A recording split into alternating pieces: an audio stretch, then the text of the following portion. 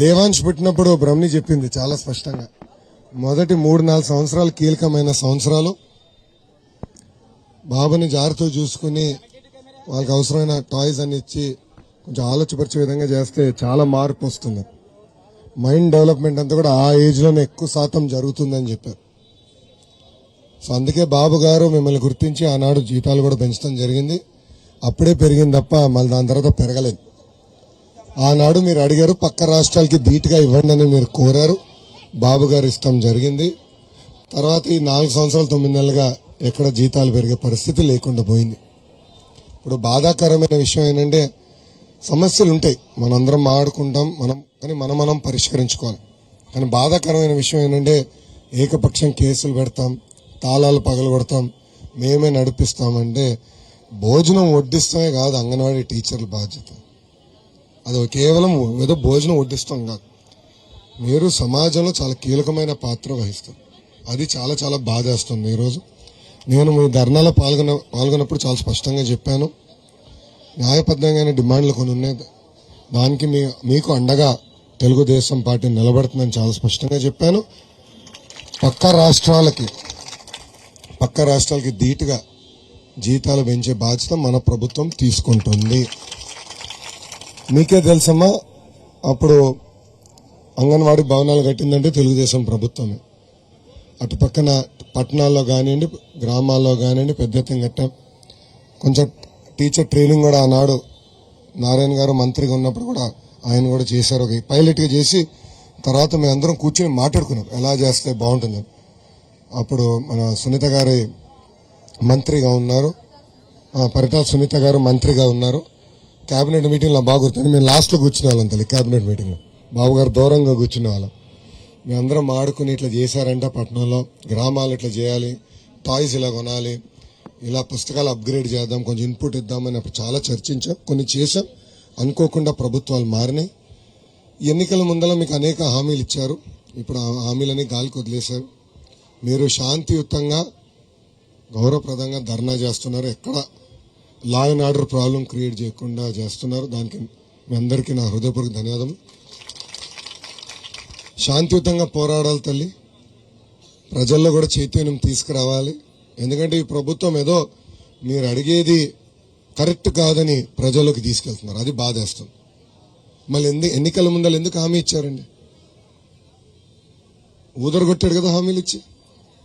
2014 బాబు గారు హామీ ఇవ్వలేదు జీతాలు పెంచుతారని, కానీ చేశారు. కారణం ఏంటంటే ధరలు పెరిగినాయి, మీరు కూడా ఇల్లు వదులుకుని బిడ్డలు వదులుకుని మీరు పనిచేస్తున్నారు, మిమ్మల్ని ఆదుకోవాలని ఆనాడు చేశారు. ఆనాడు పక్క రాష్ట్రాలకి ఈక్వల్గా ఉండేది మన వేతనాలు, 2 సార్లు పెంచారు. ఇప్పుడు ఆ 2 సార్లు పెంచింది వీళ్ళేదో పెంచినట్టు చెప్పుకుంటున్నారు తల్లి, అవునా కదా? వీళ్ళు పెంచారని చెప్తున్నారు తల్లి, అదే వింతకుంది నాకు. అదే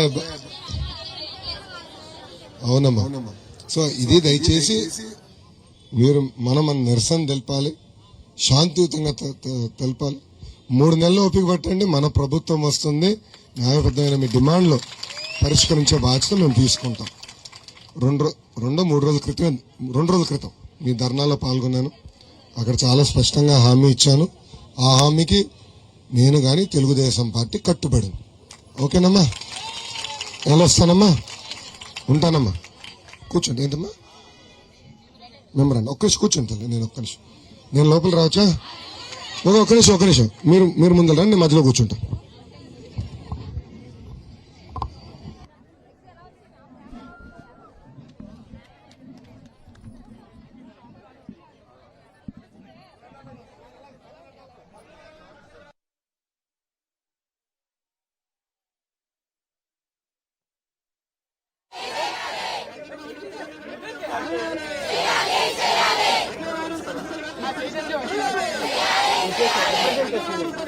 అలా పట్టుకోండి అమ్మా, అలా పట్టుకోండి, రిప్రజెంటేషన్ పట్టుకోండి.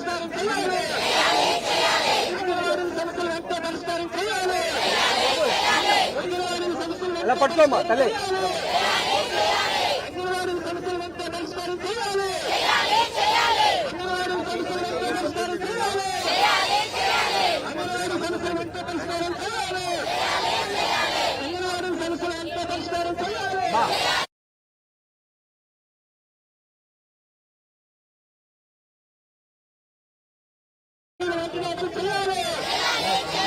అంగన్వాడీ సెంటర్లపై జగన్మోహన్ ప్రభుత్వం దాడిని ఖండించండి.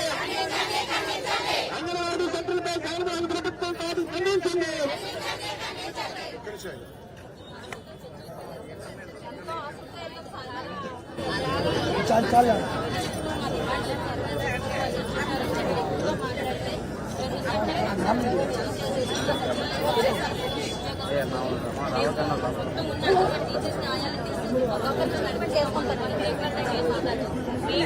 భయపడిస్తాము, కేసులు పెడతాము, జైలుకి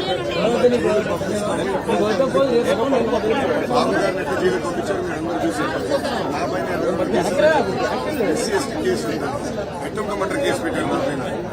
వీళ్ళు ఇదే పనమ్మా ధైర్యంగా నిలబడి 3 నెలలు ప్రభుత్వం పోతుంది, మన ప్రభుత్వం వస్తుంది, ఇబ్బంది లేకుండా చేసే బాధ్యత నాది.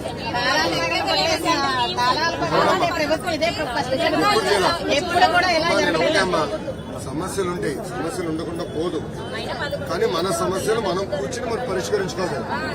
ఒకసారి అవ్వచ్చు, 2 సార్లు 3 సార్లు కూర్చుని మన సమస్యలు మనం పరిష్కరించుకోవాలి. ఏ ఢిల్లీోడో తెల్లోడో చేయడు కదా, ఇది మొదటిగా మనందరం ఆంధ్రులమే కదా. ప్రభుత్వం కూడా పెద్ద మనసుతో సమస్యలను పరిష్కరించాలి. ఆనాడు కూడా బాబు గారు మీకు ఇబ్బంది ఉన్నట్టు కూర్చోబెట్టి ఏంటమ్మా ఎలా చేయాలి చెప్పండి అన్నా, చేయగలిగి చేసాము, చేయలేదమ్మా ఇప్పుడు కాదు, 10 సంవత్సరం తర్వాత చేద్దాం.